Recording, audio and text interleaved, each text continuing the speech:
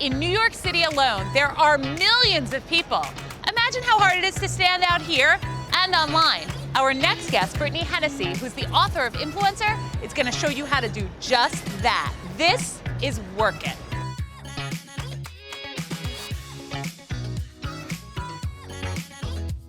Okay, Miss Authority on Influencers, I have a question for you. All right. Okay? Can anyone become an influencer? No.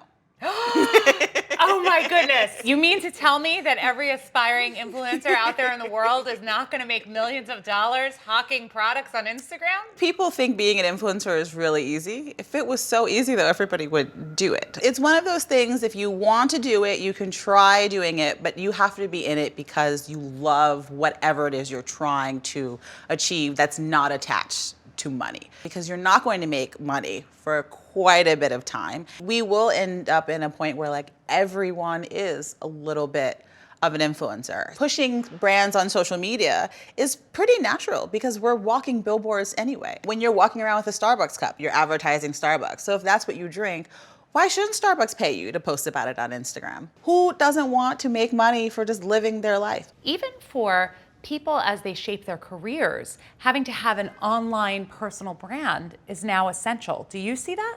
Yes. Whether it's an employer or like someone who wants to date you, everyone's Googling you. Content is getting created about you, whether you're in control of it or not. Most people don't even own their own name, like as a .com. That's bare necessity. And then just create content. So if people are searching for you and they want to know who you are, there's lots of information for them to look through and you've approved all of it. There's so many ways to create content that don't require you to do something that's tedious and laborious. It just should be fun. And then you want to have a proper social media presence. Really just figuring out who you are, what's the story you want to tell, and then practice telling that story. Because plenty of people, if you ask them like, what do? They don't actually know. It's like when you go to a networking party and you meet someone and they say, what do you do? And then they stumble. It's like by this point, you should know exactly, just very quick, 140 character summary of what you do. I think just figuring that out and being able to articulate it is key in your personal brand, whether it's online or off. I'm interested to see what your thoughts are on whether or not having a good personal brand helps you earn more money.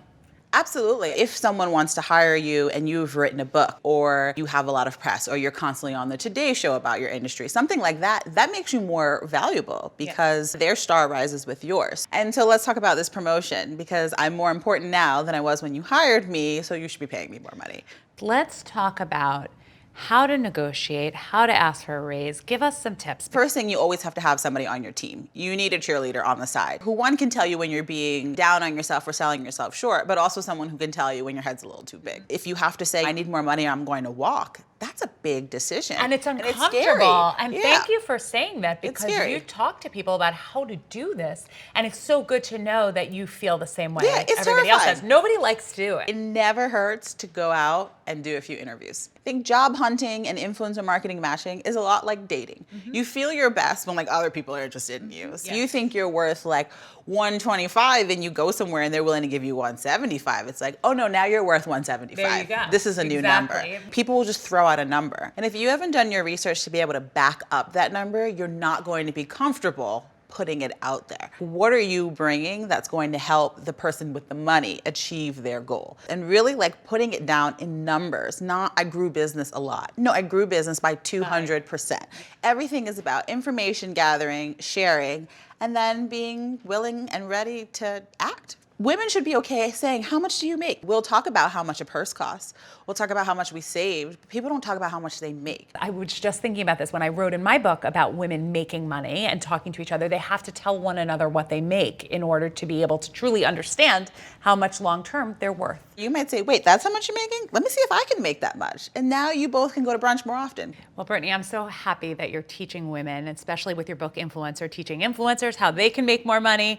Here today, teaching women all across the world how they can make more money. Thanks for having me, Carrie. One of the things that really surprised me about Brittany's interview was that it's not just being an influencer that's a business. Really, your entire personal brand is linked to your professional one. You are you, and when people are looking you up online, that's who they're gonna see. The question is, are you going to let someone tell your story for you, or are you gonna get in front of it and tell it yourself? My guess is, if you tell it, it's gonna be a lot better and a lot bolder. on the next episode of Work It. It's always challenging to be the mom I really want to be and the mom I need to be at any given time.